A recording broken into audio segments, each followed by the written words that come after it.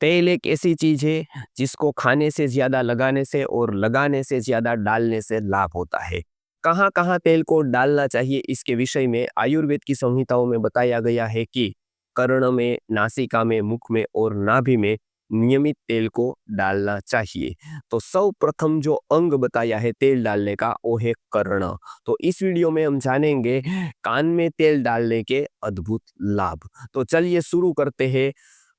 आयुर्वेद में जो एक कंसेप्ट दिया गया है उसका नाम है कर्ण पूरण, यानी कि कान में तेल को डालना या कान को तेल से भरना, ये होता है कर्ण पूरण का अर्थ। और उसके लाभ क्या क्या होते हैं उसके विषय में भाव प्रकाश नामक ग्रंथ के पूर्व खंड में बताया गया है कि न कर्ण रोगा न मलम न च मन्या हनुग्रह नोचे श्रुतिर न बाधिर्यम स्या नित्यम कर्ण पूरणात्, यानी कि कान में यदि आप नित्य नियमित तेल डालते हैं तो आपको सबसे प्रथम तो श्रोत्रेंद्रिय प्रबल होती जाएगी। एक तो होता ही है ये लाभ, और दूसरा क्या क्या लाभ होता है उसके विषय में बताया कि किसी भी प्रकार के कान कर्ण के रोग नहीं होंगे, और खास करके उसमें जो बाधिर्य होता है, बहरापन आता है, या तो फिर कान में कुछ प्रकार की आवाजें आती है, या फिर कान में झनझनाटी होती है, ऐसे किसी भी प्रकार के रोग आपको नहीं होंगे। आगे इसके विषय को ही डिटेल में बताया गया है कि ऐसे 3-4 रोग ही नहीं अपितु कर्ण के विविध प्रकार के 28 रोग बताए हैं, वो सभी तभी होते हैं जब आप कान में कुछ तेल वगैरह औषध वगैरह नहीं डालते हैं। तब यदि उसको डाला जाए तो आप इतने रोगों से बच सकते हैं।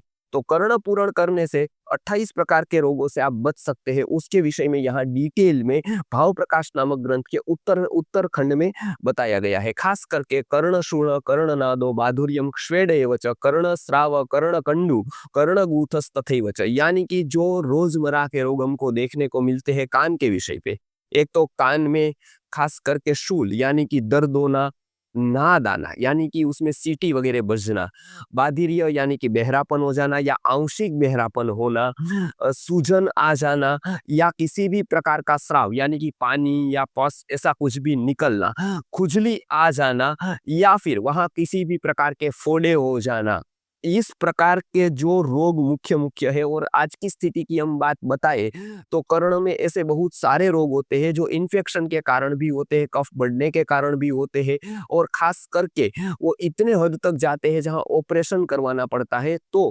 कर्ण पूरण करने से ये सारे के सारे रोग जो है 28 प्रकार के बताए गए हैं वो नहीं होंगे, यानी कि कर्ण पूरण से इतने रोगों से हमको रक्षण मिलता है।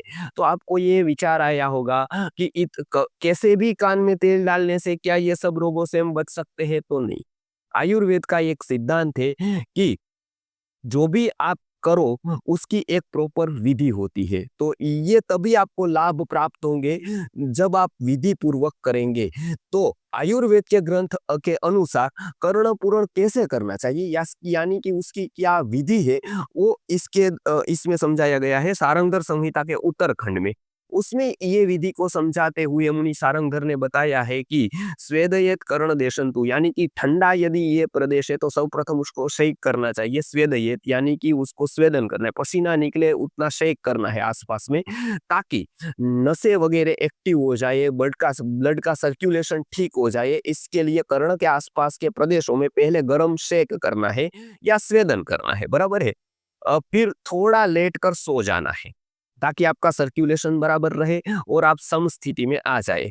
मूत्रे स्नेह रसे कोष्णे ततः श्रोत्रम प्रपूरयेत। उसके बाद जिस भी द्रव्य से करना है, खास करके गोमूत्र से करना हो या किसी रस से करना हो या किसी स्नेह से यानी कि तेल से करना हो या घी से करना हो, किसी भी द्रव्य से यदि आपको कर्ण पूरण करना हो, कान में ड्रॉप्स डालने हो, तो किंचित उष्ण ऐसा बताया है, बराबर है।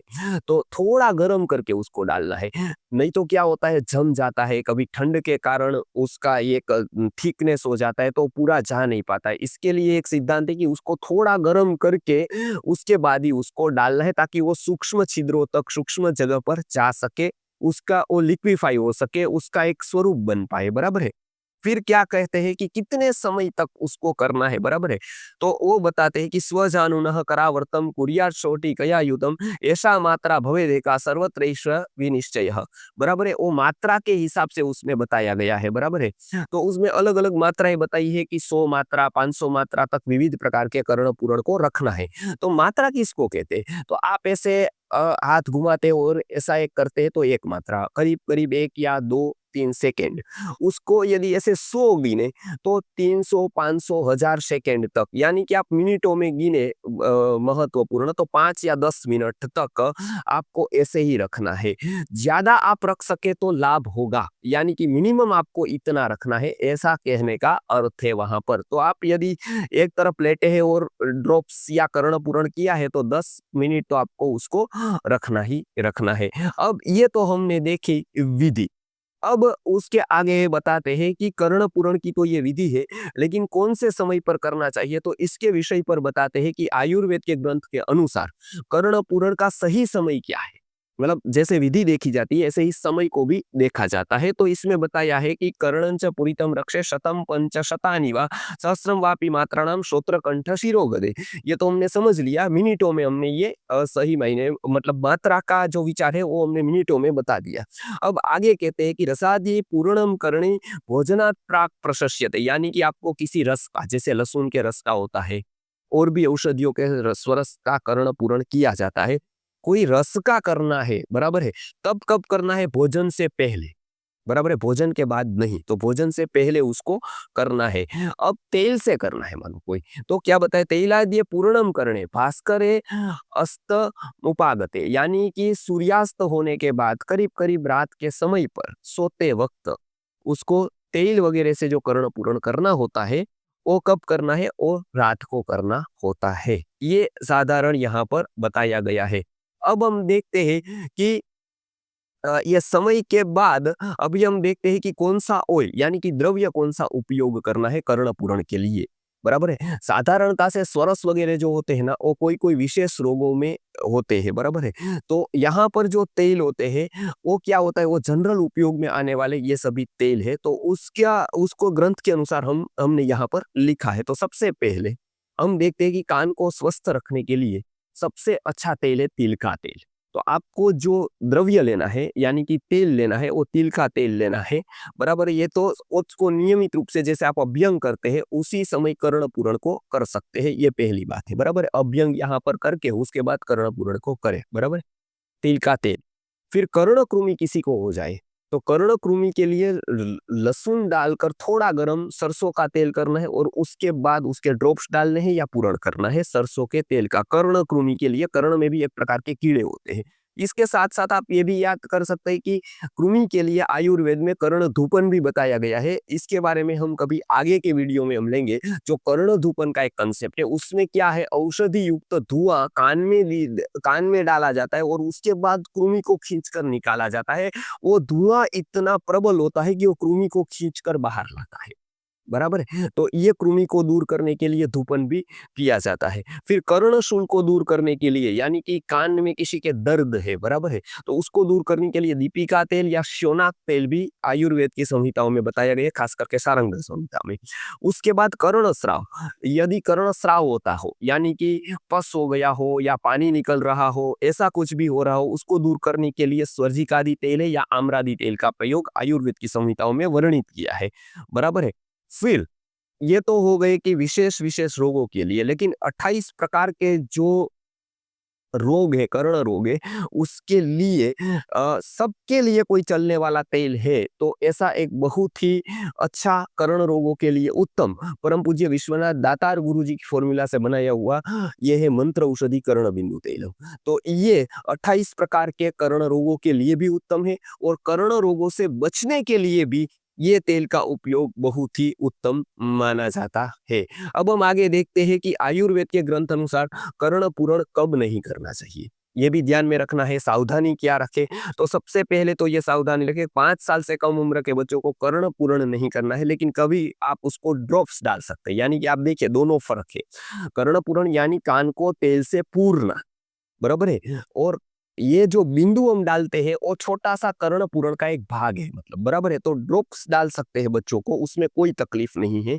लेकिन कर्णपूरण नहीं करना चाहिए, ज़्यादा तेल नहीं डालना चाहिए। आयुर्वेद के अनुसार कर्णपूरण अर्थात कान को पूरा तेल से भर देना, जो आपने अभी पंचकर्मा में ही देखा होगा। लेकिन कान में ड्रॉप्स डालना वो आप डाल सकते हैं 3-3 4-4 ड्रॉप्स बराबर है?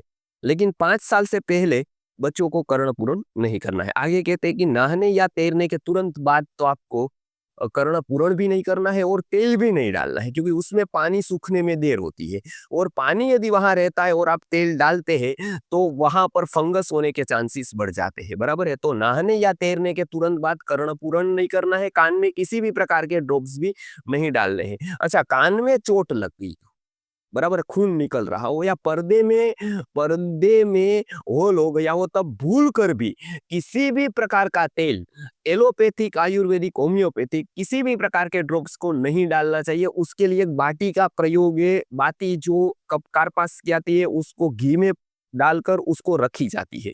बहुत लोगों को ये पता नहीं है, जो शालक्य तंत्र आयुर्वेद का नहीं जानते हैं, जो अलग-अलग प्रैक्टिस करते हैं, तो वो लोग बहुत गलती कर बैठते हैं कि उसको कुछ पता ही नहीं होता है कि हमारे पर्दे की रचना क्या है। बस कोई आया उसको जाने बिना ही कोई ड्रॉप्स दे देते हैं और उसके बाद उसको हानि होती है। तो इसके लिए कांसेप्ट को समझिए, आपको पर्दे में यदि होल हो बराबर है, तो आपको पहले ये जान लेना है और कर्णपूरण तब किसी भी प्रकार के ड्रॉप्स का नहीं करना है और किसी भी प्रकार के ड्रॉप्स नहीं डालने हैं। उसकी एक बाती का प्रयोग वो करना है। तो वो आप शालक्य तंत्र के जानकार से भी पूछ सकते हो और हमारे संस्कृति आर्य गुरुकुलम की चिकित्सकों की टीम के द्वारा भी ऑनलाइन गूगल फॉर्म भर के उसकी सेवा ले सकते हैं।